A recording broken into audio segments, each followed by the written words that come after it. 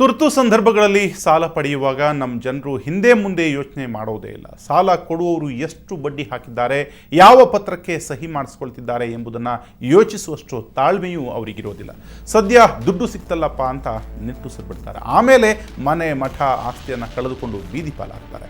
ಯಾಕೆಂದರೆ ಹುಬ್ಬಳ್ಳಿಯಲ್ಲಿ ಮೀಟರ್ ಬಡ್ಡಿಗೆ ಸಾಲ ಪಡೆದವರು ಇದೀಗ ಆಸ್ತಿ ಕಳೆದುಕೊಳ್ಳುವ ಆತಂಕದಲ್ಲಿದ್ದಾರೆ. ಹುಬ್ಬಳ್ಳಿಯ ಮೀಟರ್ ಬಡ್ಡಿ ಕುಳ ಗಜಾನನ ಕಬಾಡೆ ಎಂಬಾತ ಅನೇಕ ಮಂದಿಗೆ ಸಾಲ ಕೊಟ್ಟು ಇದೀಗ ಅವರ ಆಸ್ತಿಯನ್ನು ಕಬಳಿಸಲು ಮುಂದಾಗಿದ್ದಾನಂತೆ.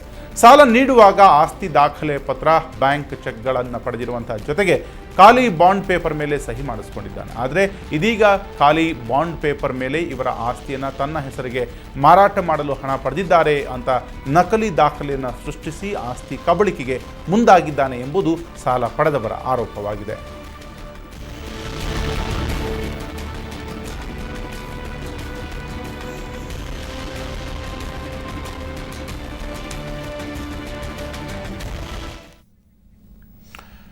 ಈ ಕುರಿತಾಗಿ ಮಾತನಾಡೋದಕ್ಕೆ ಸ್ವತಃ ಈ ಒಂದು ಪ್ರಕರಣದಲ್ಲಿ ಮೋಸ ಹೋಗಿರುವಂತಹ ಮದನ್ ಪ್ರಭು ಅವರು ನಮ್ಮ ಜೊತೆ ಸಂಪರ್ಕದಲ್ಲಿದ್ದಾರೆ ಹುಬ್ಬಳ್ಳಿ ಸ್ಟುಡಿಯೋದಿಂದ.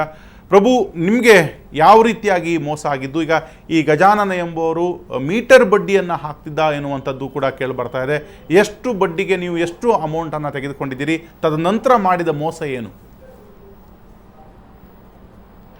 ನಮಸ್ಕಾರ, ನನ್ನ ಹೆಸರು ಮದನ್ ಪ್ರಭು ಅಂತ. ನಾನು ಗಜಾನ ಕಬಾಡಿ ಕಡೆ ಸಾಲ ತಗೊಳ್ಳಿಕ್ಕೆ ಹೋಗಿದ್ದೆ. ಆವಾಗ ಸಾಲ ತಗೊಳ್ಳುವಾಗ ಅವರು ನಮ್ಮ ಕಡೆ ನೀವು ನಿಮ್ಮ ಆಸ್ತಿದು ಸೆಕ್ಯೂರಿಟಿ ಕೊಡಬೇಕು, ಸುರಕ್ಷೆ ಕೊಡಬೇಕು ಅಂದಾಗ ಸುರಕ್ಷೆ ಕೊಡಲೇಬೇಕು ಅಂತ ಹೇಳಿ ನಾವು ಸುರಕ್ಷೆ ಕೊಡ್ಲಿಕ್ಕೆ ತಯಾರಿದ್ದೇವೆ ಅಂದಾಗ ಅವರು ನಿಮ್ಮ ಆಸ್ತಿ ನೋಂದು ಮಾಡಬೇಕಾಗ್ತದೆ, ಸಂಚಕಾರ ಪತ್ರ ಅಂತ ಹೇಳಿ.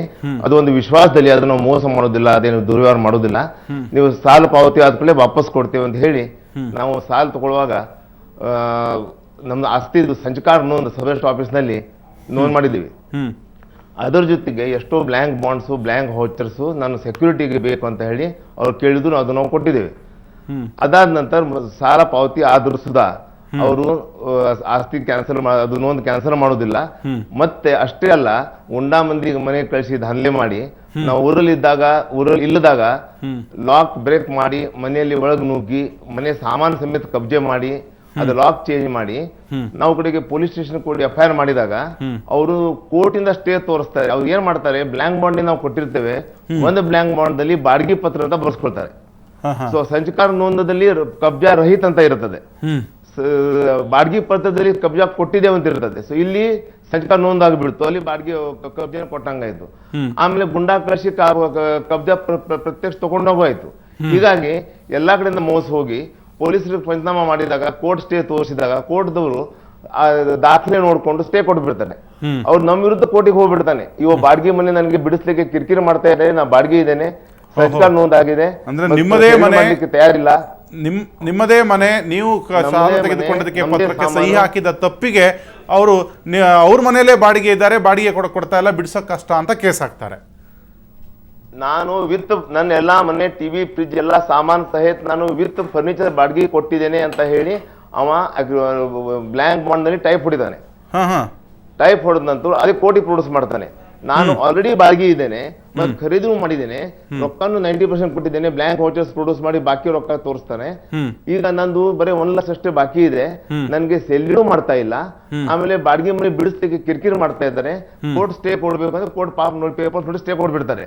ಸ್ಟೇ ಕೊಟ್ಟ ಕೂಡಲೇ ಇಲ್ಲಿ ಗುಂಡ ಮನೆ ಕಳಿಸಿ ಲಾಕ್ ಹೊಡೆದು ಒಳಗ್ ನುಗ್ಗಿ ಅದು ವಿತ್ ಫರ್ನಿಚರ್ ಕಬ್ಜಾ ತಗೊಳ್ತೇನೆ. ಈಗ ನನ್ನ ಮನೆಯದೆಲ್ಲ ಟಿವಿ ಫ್ರಿಜ್ ಸಾಮಾನು, ಬಟ್ಟೆಗಳು, ಬಂಗಾರ, ಹಣ, ಮೈಕ್ರೋ ಓವನು, ಏನೇನು ಫರ್ನಿಚರ್ ಎಲ್ಲ ಒಳಗಿದೆ.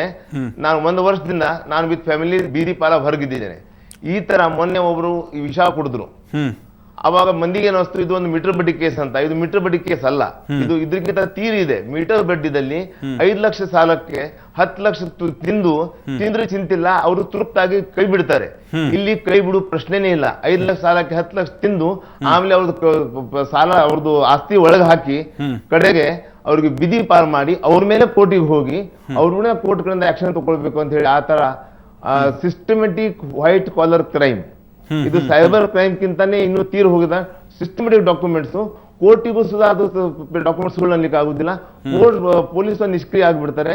ಆ ಮಂದಿಗೆ ಯಾರಿಗೆ ಪೊಲೀಸ್ ಕೋರ್ಟ್ ಸಪೋರ್ಟ್ ಕೊಡ್ಲಿಕ್ಕೆ ಸಾಧ್ಯ ಇಲ್ಲ, ಆ ಮನುಷ್ಯ ಎಲ್ಲಿ ಹೋಗ್ಬೇಕವ. ಓಕೆ ಪ್ರಭು ಅವರೇ, ನಿಮ್ಮ ಜೊತೆ ನಾನು ಮಾತನಾಡ್ತೀನಿ. ಈಗ ಅದಕ್ಕೆ ಪ್ರಭು ಒಬ್ರು ಅವರು ವಿಷಯ ಹೇಳಿದಂಥ ಮಾತನ್ನ ನಾವು ಕೇಳಿಸ್ಕೊಂಡ್ವಿ. ಇಲ್ಲಿ ಅತ್ಯಂತ ಒಂದು ಗಂಭೀರವಾದಂತಹ ವಿಚಾರವಾಗಿರುತ್ತೆ. ಈ ಒಬ್ಬ ವ್ಯಕ್ತಿ ಹತ್ರ ಇವರು ಹೋಗಿ ಸಾಲವನ್ನು ಪಡೆದಿರ್ತಾರೆ.